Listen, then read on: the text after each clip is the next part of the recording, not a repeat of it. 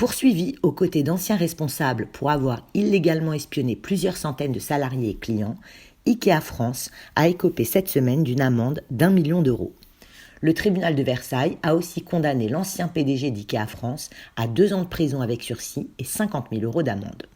Le géant suédois et ses dirigeants de l'époque étaient soupçonnés de s'être illégalement renseignés sur des clients et salariés, sur leurs antécédents judiciaires, leur train de vie ou leur patrimoine via une société en conseil des affaires qui aurait pioché ces données confidentielles dans des fichiers de police.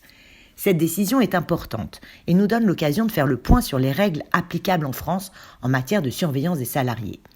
En effet, avec l'avènement du numérique et d'Internet, les employeurs souhaitent de plus en plus surveiller et contrôler leur personnel.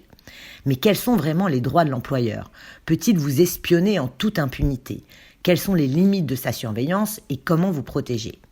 Contrairement aux idées reçues, le droit du travail n'interdit pas à l'employeur d'espionner ses salariés, à condition qu'il n'emploie aucun procédé de surveillance illicite pour le faire. Pour autant, il existe des restrictions. Ce droit d'espionner est limité par l'article 9 du Code civil qui protège le droit au respect de la vie privée de tout à chacun. Alors, votre employeur a-t-il le droit de surveiller vos communications, par exemple ? Il faut savoir qu'il possède un droit d'accès étendu au matériel informatique utilisé sur le lieu de travail, et ces pouvoirs sont souvent méconnus par les salariés. Ainsi, il dispose notamment d'un accès à votre ordinateur professionnel, et cela comprend les connexions Internet, l'historique enregistré, les fichiers que vous avez créés, ou encore les courriers électroniques envoyés ou reçus via votre messagerie professionnelle. Il a également accès à votre téléphone portable professionnel et cet accès lui permet de disposer des relevés d'appels entrants et sortants ainsi que des messages textes ou SMS.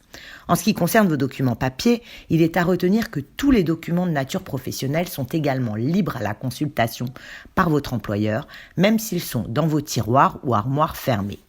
Votre employeur peut donc accéder librement à ces fichiers, à la seule condition qu'ils ne soient pas identifiés expressément comme personnel.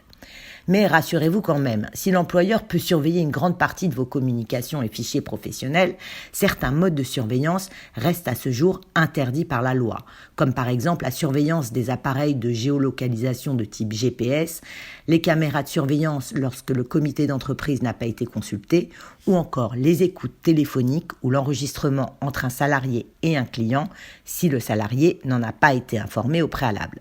Les stratagèmes destinés à piéger un salarié en activité pendant un arrêt de travail sans l'avoir informé sont également interdits par la loi, ni le recours à une société de surveillance sans avoir prévenu les salariés.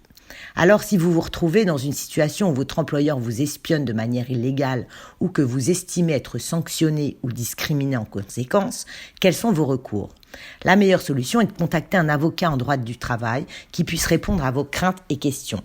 L'avocat va également vous expliquer les démarches à suivre pour saisir le conseil du prud'homme.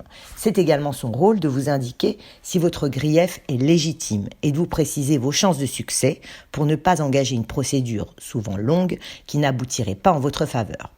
Pour en revenir à la condamnation d'IKEA France, le géant suédois envisage de faire appel du jugement rendu. Affaire à suivre donc.